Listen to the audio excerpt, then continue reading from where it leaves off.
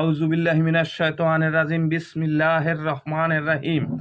সকল প্রশংসা সেই মহান আল্লাহ তাআলার জন্য, যিনি আমাদের সমস্ত কিছু সৃষ্টি করেছেন এবং পৃথিবীর সমস্ত কিছু ভালোবেসে তিনি সঠিকভাবে পরিচালনা করতেছেন।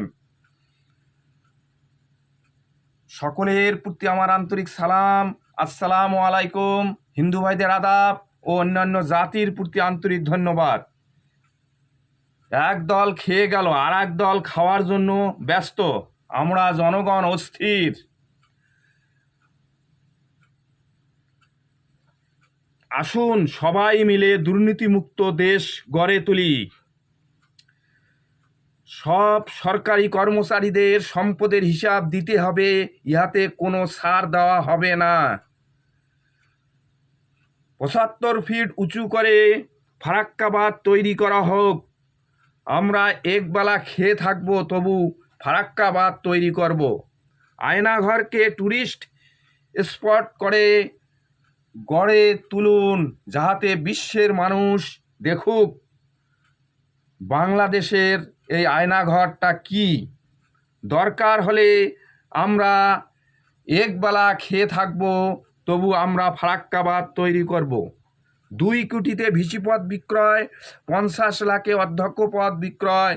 ডক্টর দীপু মনি। বাংলাদেশে 5 কোটি রিজার্ভ গণসেনা থাকা দরকার। ডক্টর ইউনূস স্যারকে সময় দেওয়া হোক। ডক্টর ইউনূস স্যার যাহাতে দেশটাকে সঠিকভাবে পরিচালনা করার সুযোগ পায়, সেই জন্য আমি জাতির কাছে অনুরোধ করছি, বাংলাদেশের সকল নাগরিক তাকে কিছু সময় দেওয়া হোক, যাহাতে তিনি এই দেশটাকে গড়ে তুলতে পারে।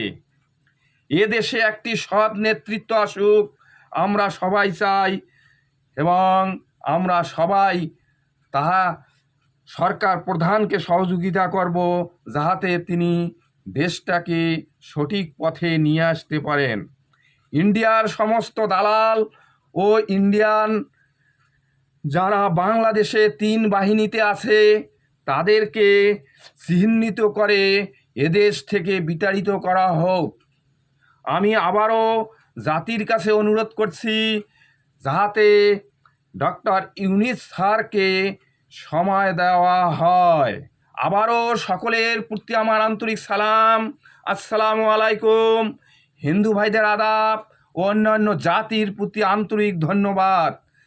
সাদাকাল্লাহু তাআলা।